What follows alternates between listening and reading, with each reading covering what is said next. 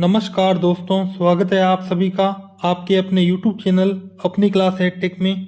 आज हम बात करेंगे राजस्थान बोर्ड में कक्षा 11वीं अर्धवार्षिक परीक्षा इतिहास हिस्ट्री के पेपर के बारे में, जो कि आपके 24 नवंबर को हुआ है। तो खंड ए सबसे पहले आता है, जिसमें बहुविकल्पीय प्रश्न मिलेंगे। पहला प्रश्न, इसका पहला, मेसोपोटामिया की विश्व को सबसे बड़ी देन है गणित व काल गणना के क्षेत्र में। ए ऑप्शन सही होगा। दूसरा प्रश्न, मेसोपोटामिया की लिपि क्या कहलाती थी? कीलाकार लिपि। सी ऑप्शन सही होगा। तीसरा प्रश्न, किस रोमन सम्राट ने भारत की विजय का स्वप्न देखा था? ट्राजान।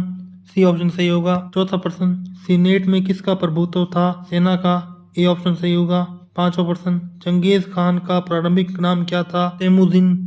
सी ऑप्शन सही होगा। छठा प्रश्न, मंगेल चीन से कौन सी वस्तु आयात करते थे? डी, लोहे के बर्तन। सातवां प्रश्न, फ्रांस के नगरों में बनने वाले विशाल चर्च कहलाते थे? कैथीड्रल। बी ऑप्शन सही होगा। आठवां प्रश्न, प्रसिद्ध मोनालिसा चित्र किसने बनाया? Leonardo da Vinci.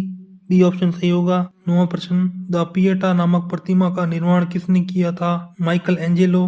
B option सही होगा। 10वां प्रश्न, निम्न में से ऑन प्लेजर नामक पुस्तक के रचयिता थे? लोरेंजो वल्ला। ए ऑप्शन सही होगा। फिल इन द ब्लैंक्स के क्वेश्चन आते हैं। दूसरे का पहला, दजला और फरात नदियों के बीच स्थित मेसोपोटामिया प्रदेश आजकल किस गणराज्य का हिस्सा है? एक स्थान में इराक हो जाएगा, दूसरे में मेसोपोटामिया, तीसरे में आपको बताना है कमेंट बॉक्स में, चौथा किसान, पांचवा एशिया। फिर आगे अति लघुतरात्मक प्रश्न आते हैं।